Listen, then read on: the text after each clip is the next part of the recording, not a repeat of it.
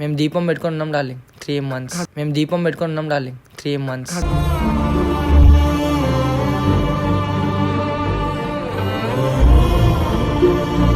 ఇప్పుడున్న ట్రెండింగ్ లా చాలా మంది దగ్గరకు వచ్చి పోయారంటారు. అలా గురించి ఒక్క మాట. మన నిఖిలోడే ఐడియా ఉంది. కొట్లాట. మా డాడీ 3 months జైల్లో ఉన్నాడు.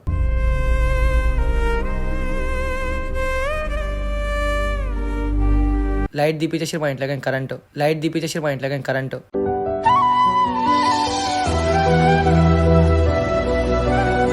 అలా ఛాయ్ అమ్మేసి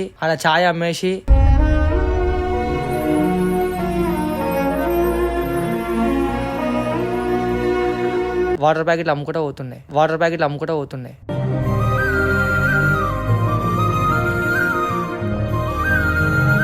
హ్యాండ్ ఇరిగిపోతే 1 hand తోనే యాక్టివా మీద యాదగిరిగుట్టకి పొద్దున మార్నింగ్ వచ్చేసిన 6కి ఫస్ట్ సెషన్ కలిసిన. Hello guys, welcome back to our channel sure rock.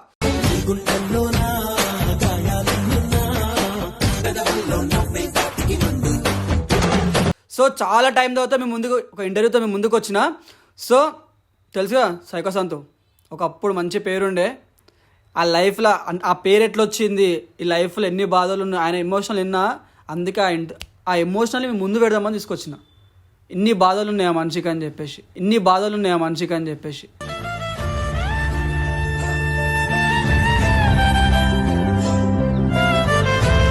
సోసగా అనుకుందాం. బాయ్ ఎంతమంది ఉంటారు బాయ్ ఇంట్లో నేను, మమ్మీ, డాడీ, చెల్లె, అంతే నలుగురు. 4 మెంబర్స్. ఈ సైకో సంతు అని ఈ పేరేలా వచ్చింది? ఈ పేరు ఎట్లా అంటే డార్లింగ్, మనం టిక్టాక్ ఉన్నప్పుడు నెక్లెస్ మీద పోయి చిన్న షోలు చేసి అంటే ఇది చేసినాం. టిక్టాక్లో ఉన్నప్పుడు టిక్టాక్లో యూజ్ చేసిన వాళ్ళకి తెలుసు, ఫేమ్ ఉన్న వాళ్ళకి. అంటే షోలు అంటే ఎట్లా బాయ్ అంటే ఇక వాళ్ళకి ఏమైనా ప్రాబ్లం అయితే మనం హెల్ప్ చేయడం అని కొట్లాట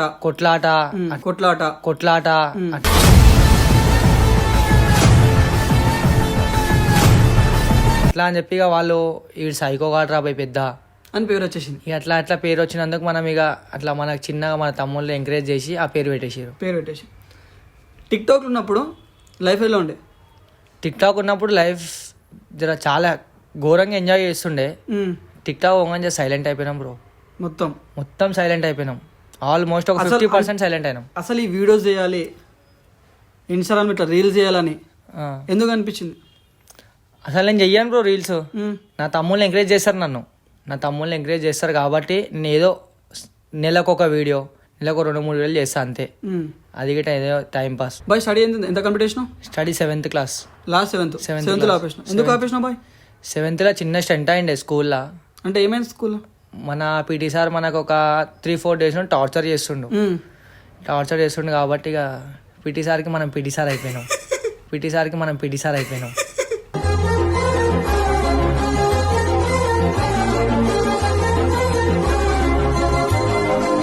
స్కూల్ సార్నే కొట్టేసినా కొట్టినా వేరేగా అయింది, కేసు అయింది. అప్పుడే ఇక వేరే జైలుకి వెళ్ళిపోయి కొట్టేసి ఇంకా లైట్ తీసుకున్నాం.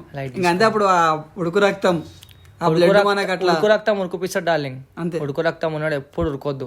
అవి ముందు ఇంకా తీసుకొస్తా. మేము ముందు ఇంకా కొన్ని ఉన్నాయి చూసి, అరే ఈ లైఫ్ ఎందుకని నేర్చుకోండి బాయ్. ఎప్పుడన్నా లైఫ్లో అరే ఈ రోజు నేను ఎందుకు బతుకున్నా, అసలు ఎందుకు పుట్టినా, అసలు ఎందుకు చచ్చిపోవాలి, లైఫ్ వద్దు అని అనిపించింది ఎప్పుడన్నా? అనిపించింది డార్లింగ్. ఎప్పుడు? మా డాడీ 3 months జైల్లో ఉన్నాడు.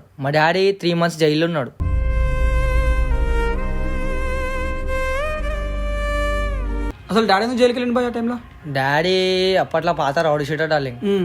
అట్లా అని చెప్పిన చిన్న కేసుల వల్ల ఆయనకి సడన్ గా పీడియాట్ వేసేసాడు. సంవత్సరం వేసేసరికి ఇక మేము ఏం చేయలేకపోయినాం. ఇక్కడ పొలిటీషియన్ తో మాట్లాడి, ఇక్కడ వీళ్ళతో మాట్లాడి, ఆ బాధలు వేరేగా ఉంటాయి. 3 months మనం రెంట్ హౌస్లో ఉండే. అక్కడ సడన్ గా ఇక ఆలీలు ఇల్లీగల్ అట్లా చేసి లైట్ దీపించేసి మా ఇంట్లో కానీ కరెంటు.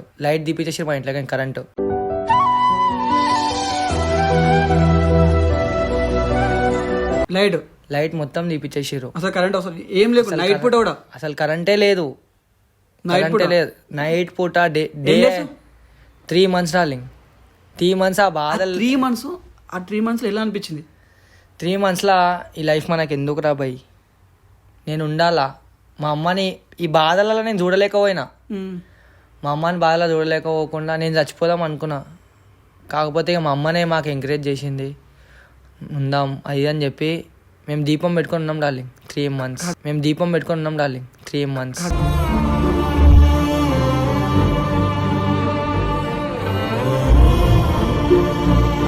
డాడీ 1 year జైల్లో ఉన్నాడు. 1 year జైలు ఉన్నాడు. జైలు ఉన్నప్పుడు మీకు ఎట్లా వచ్చింది తిండి, ఈ ఫుడ్? తిండి ఎట్లా అంటే డార్లింగ్, రూమ్ కిరాయి? నేను చిన్నప్పుడు కాచిగూడ స్టేషన్ ఏజ్ లో నేను ఒక 14-15 years 14-15 years చాలా చిన్న. 14 years ఉన్నా. అప్పటికి ఇక మా మమ్మీని నేను బాధ పెట్టలేకుండా ఇంట్లో ఛాయ్ చేసుకొని కాచిగూడ స్టేషన్కి నడుచుకుంటూ వెళ్తుండే. ఆడ ఛాయ్ అమ్మేసి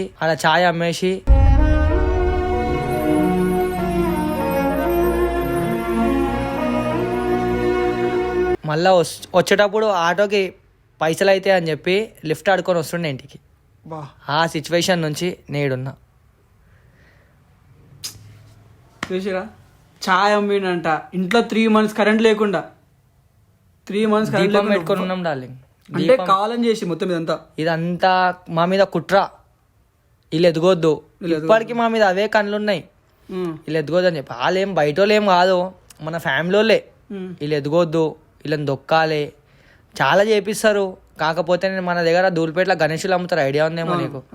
గణేషులు అమ్మినప్పుడు నెత్తి మీద అది మన థర్మాకోల్ పెట్టుకొని దాంట్లో వాటర్ ప్యాకెట్స్ 1 రూపీకి కొంటుండే, 3-4 రూపీస్కి. ఇక ఎట్లుంటుంది ధూళిపేట అంటే పబ్లిక్ క్రౌడ్ ఫుల్ ఉంటాయి. గణేష్లలో నెత్తి మీద పెట్టుకొని వాటర్ ప్యాకెట్లు అమ్ముకుంటూ పోతుండే.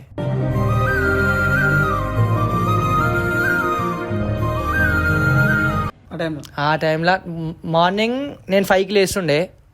5కి లేచి కాచిగూడ పోతుండే స్టేషన్కి. ఛాయ్ అమ్మేసి వచ్చి 10కి వస్తుండే.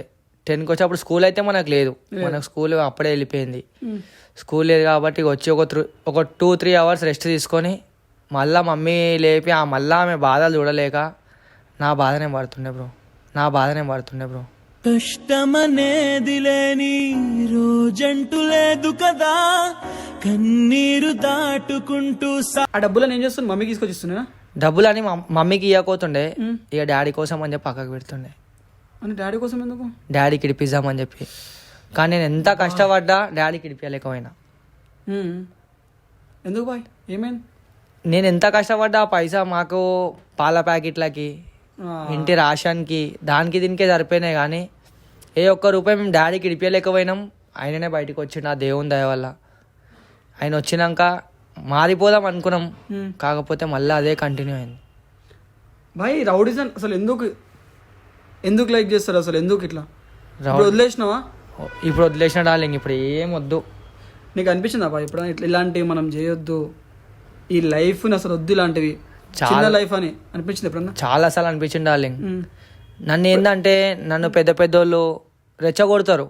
వాళ్ళ మా పిల్లల కూర్చొట్టుకొని, సంతు నువ్వు ఇదిరా, నువ్వు అది చేయగలుగుతావురా, నీతో ఇది అవుతుందిరా అని చెప్పి రెచ్చగొట్టి నన్ను అది ఇది చేయించి నన్ను రెచ్చగొట్టి వాళ్ళ ఇంటికి పెద్దోళ్ళ ఇంటికి పంపిస్తారు. నేనేందంటే నేను ఎవరు వాళ్ళ మాటలు వినేస్తా. నాకు కూడా ఒక మాట అంటే నేను తట్టుకోను. అది ఆడ ఎవడైనా ఉండని, ఆడెవడు నేను అస్సలు తట్టుకోను. అందుకే మొత్తం ఇప్పుడు వదిలేసినావా లేదా? ఇప్పుడు వదిలేసిన డార్లింగ్. ఇప్పుడు అసలు ఆ సిచ్యువేషన్ ఎందుకు వచ్చింది? వదిలేసాం వద్దు. మా mummy daddy face darling. Mummy 3 months కాదు, ఆమె 9 months బాధపడి మనం తీసింది. ఆమెకు మన లైఫ్ అంతా ఇట్లనే బాధ పెడితే మనకు కానీ ఏం ఫైదా చెప్పు?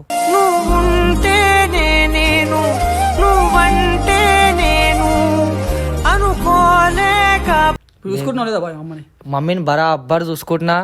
నేను నా లాస్ట్ డెత్ దాకా ఆమెను బరాబర్ ఆమె ముఖం మీద చిరునవ్వు చూపిస్తా. పక్కా అమ్మ ఇంటర్వ్యూ చేస్తా నెక్స్ట్ టైం వచ్చి మళ్ళీ. 100% డార్లింగ్. ఎప్పుడైనా చేసుకోవచ్చు ఇంటర్వ్యూ, ఎప్పుడైనా పోయి చేసుకోవచ్చు. పక్కా అడుగుతా అన్ని క్వశ్చన్లు చెప్పినాయి. మమ్మీకి ప్రతి ఒక్కటి అడుగు. ఆమె ఒకవేళ నా కొడుకు మళ్ళీ అట్లనే ఉండని చెప్పింది అనుకో, నాకు మళ్ళీ ఇంటర్వ్యూది దాంట్లో చెప్తా.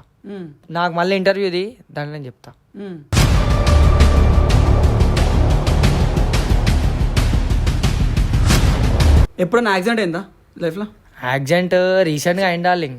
ఒక 7 or 8 months బ్యాక్ అయింది. అది చాలా ఘోరంగా అయింది. ఎట్లా? ఎంత తాగి పోయారా? తాగున్నాం ఏదో లైట్గా, అదేదో మేము అనుకోలేకుండా పోయినాం. ఒక వ్యక్తి కోసం పోయినాం కానీ ఆ వ్యక్తి మేము సగంలోనే వేరేగా అయిపోయినాం. నేను మన నిక్లోడియన్ ఐడియా ఉంది, నిక్లోడియన్ మన మిట్టు యాదవ్ ఇట్లా మన బ్రదర్స్ అంతా మన దగ్గరకు వచ్చారు. ఇట్లా పోదాం డిఎల్ఎఫ్కి అని చెప్పి పోతున్నాం. మెహందీపట్నం కాడ అదేదో బై మిస్టేక్ అయిందో ఆ దేవునికి తెలుసు మనకు కావాలనేందో. మెహందీపట్నం కాడ డివైడర్కి గుర్తుతే బండి 3 పల్టీలు తిన్నది. మెహందీపట్నం కాడ డివైడర్కి గుర్తుతే బండి 3 పల్టీలు తిన్నది.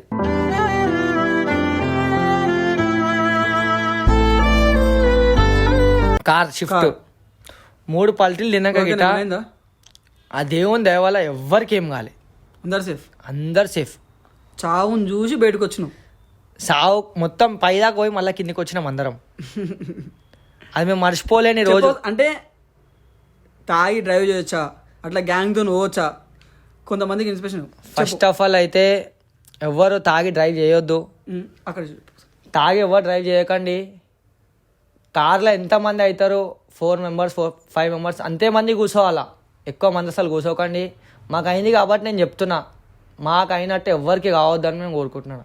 ఎందుకు చెప్పాలి డార్లింగ్స్, ఏదో లైఫ్లో మనకంటే చిన్న లైఫ్, ఈ చిన్న లైఫ్ని ఎంజాయ్ చేయండి. ఎవరితో తెలుసా, మమ్మీ డాడీతోని చేయొచ్చు, దోస్తులతో ఒక టైం వరకే. ఆ టైం దాటి లిమిట్ దాటి తాగి వాళ్ళతోనే ప్రపంచం అనుకుంటే నువ్వు రేపటి రోజు ఇవ్వడు రాడు నీకేమనవుతో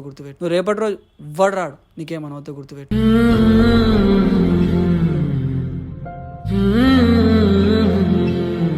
ఎంజాయ్ చేయి, లిమిట్స్ మెయిన్. మన లైఫ్లో అమ్మా నాన్న అంతేనా కదా? అంతే డార్లింగ్. నీకు ఎప్పుడు అనిపించిందా, నీకు అది సర్కిల్ మంచిగా జరిగింది అవునా ఈ లైఫ్లో? అరే ఇంత ఎంజాయ్ చేసినా ఎప్పుడన్నా నీకు ఏమైనా అవుతే ఏ రోజున ఎవడన్నా వచ్చిండా? ఎవ్వరు రాడు డార్లింగ్, ఎవ్వరు రాడు. మమ్మీ డాడీ తప్ప ఒక్కడు వచ్చింది వాడాడు. ఎవ్వడు 101% గ్యారంటీని రాసిస్తా. ఎవరినైనా అజమాయించుకోండి, ఎవ్వరు రాడు. ఒక్కసారి నువ్వు పిఎస్లో ఉండే ఎవరికైనా ఫోన్ చేయి, నేను ఇట్లా పిఎస్లో ఉన్నారా అని చెప్పి. వాడు వచ్చే లోపల అదే నువ్వు మమ్మీ డాడీకి ఫోన్ చేయి, వాడు వచ్చే లోపల వీళ్ళు వచ్చేస్తారు. వీడు వచ్చుట్లోనే ఉంటాడు. బండిలో పెట్రోల్ అయిపోయింది, బండి పంక్చర్ అయింది, నాకు బండి లేదు అని చెప్పి మన ఆన్సర్. కానీ ఎవరు రాడు. మన లైఫ్లో ఎవరిని చూసుకోవాలి? మమ్మీ డాడీనే చూసుకోవాలి. చెప్పు అందరికి చెప్తున్నా, యూత్కి అయితే. ఇప్పుడు ప్రజెంట్ యూత్ ఉన్న వాళ్ళు నేను ఆ అన్నని ఎగిరేసుకుంటా, ఈ అన్నని ఎగిరేసుకుంటా, ఏ అన్న రాడు. మమ్మీ డాడీ ఏమున్నా వాళ్ళే మన ప్రపంచం. వాళ్ళే మన ప్రపంచం.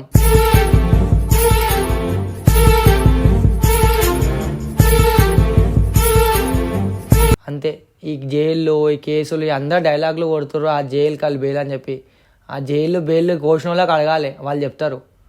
ఇదంతా లైట్. మమ్మీ డాడీని చూసుకుంటేనే అదే ఒక మన పెద్ద ఒక హ్యాపీనెస్. అది లైఫ్లో అన్నీ చేంజ్ చేసుకోండి.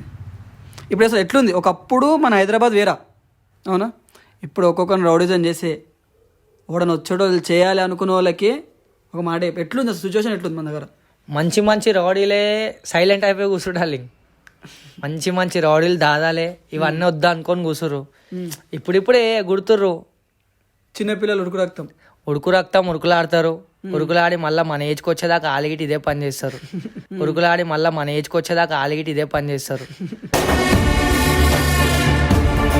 నాకు తెలుసు, ఒక విషయం తెలుసు ఏంటంటే, ఇప్పుడున్న ట్రెండింగ్లో చాలామంది దగ్గరకు వచ్చి పోయారంట కదా, వాళ్ళ గురించి ఒక్క మాట డార్లింగ్. ఒక మాటలో చెప్పాలంటే అలా పేర్లు ఆల్మోస్ట్ పేర్లు చెప్తే వేరేగా అయిపోతుంది సినిమా. వాళ్ళు ఇప్పుడు ఒక రేంజ్లో ఉర్రు. మనం ఎట్లా అంటే తిన్న తరలో మనకు ఉంచే అలవాటు మనకు లేదా, లంజగొడుకులకు ఉంది, మనం ఉంచాం. వాళ్ళు మనకు తినిపించారో మనం వాళ్ళకి తినిపించామో సెకండరీ. మనకు ఉంచే అలవాటు లేదు కాబట్టి అలా పేర్లు చెప్తలే. పేర్లు చెప్పని కూర్చే జాతకాలు ఉన్నాయి నా ఫోన్లో. అవి చూపిస్తే వేరేగా అవుతుంది సినిమా. ఇంకొకటి శ్రీకాంత్ అంటారు బాయ్. శ్రీకాంత్ అన్న బాయ్, నువ్వు అన్న మస్తు క్లోజ్ అంటావు కదా. ఎట్లా అంటే అది నేను చెప్పలేను. మరి ఎందుకు ఒక ఫోటో, ఇన్స్టాగ్రామ్లో ఒక ఫోటో కూడా లేదు? అంటే నీకు అసలు ఆయనకి నీకు ఎట్లా పరిచయము, దేనివల్ల, ఏ మ్యాటర్ వల్ల బాగా క్లోజ్ అయ్యారు? శ్రీకాంత్ అన్నకు నాకు ఎట్లా పరిచయం అంటే డార్లింగ్, అన్న నాకు ఒకప్పుడు అన్నకు మెసేజ్ చేసిన. అన్నకు అప్పుడు 2K ఫాలోవర్స్, నాకు 8K. అన్నకి మెసేజ్ చేస్తే నీకు ఇంత ఫేమ్ పెట్టుకో నాకు ఎందుకు మెసేజ్ చేసినారు అంటే, అన్న నువ్వు అంటే నాకు ఇష్టం అని చెప్పి మెసేజ్ చేసిన అన్నకి. సరే నువ్వు ఇంటికాడికి రా అని చెప్పి ఇంటికాడికి పిలిచిన అన్నకి నేను ఏడా ఫిదా అయిపోయినా అంటే, అన్న ఇంట్లోకి పిలిచి ఒక వేరే లెవెల్లో రెస్పెక్ట్ ఇచ్చింది నాకు.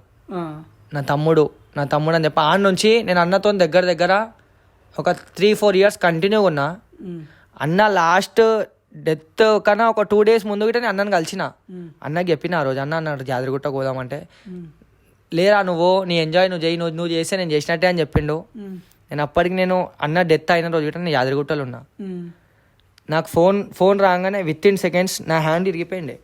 ఈ హ్యాండ్ లేకుండే నాకు, అంటే హ్యాండ్ ఇరిగిపోతే ఫోన్ పట్టి కట్టుకుని ఉన్నా. 1 hand తోని యాక్టివా మీద యాదగిరిగుట్టకి పొద్దున మార్నింగ్ వచ్చేసిన 6కి 1 hand తోని. ప్రజెంట్ అయినా మార్నింగ్ వచ్చి ఫస్ట్ శశిని కలిసిన. శశి గిట్ట మనకు చాలా మంచోడు, మాత్రం మంచిగా ఉంటాడు. ఎవరితో ఎట్లుంటాడో సెకండరీ, మనతో బాగుంటాడు. ఎప్పుడైనా అమ్మాయి చేసిన ఉంటుంది ఎప్పుడైనా ఇంట్లో? అర్థం కాలే. శ్రీకాంత్ వాళ్ళ మమ్మీ చేసినది. నా అమ్మ తర్వాత అమ్మ అంటే ఆమెనే. వేరుంటాయి మొత్తం. Next level. రాత్రి 2 గంటలకు 3 గంటలకు పోయినా వాళ్ళ ఇంట్లో అన్నం తిన్న రోజులు ఉన్నాయి. రుచి ఎట్లుంటుంది? రుచి అమ్మ చేతి వంట ఎవరికైనా బాగానే ఉంటుంది. హైలైట్ ఉంటుంది అమ్మ రుచి అయితే. సో చూసిరు కదా, ఇట్లా ఇంత ఎమోషనల్ని మీ ముందు తీసుకొచ్చిన ప్రతి ఒక్కరు లైక్ చేయండి, షేర్ చేయండి, సబ్స్క్రైబ్ చేసుకోవచ్చు. చలో బాయ్.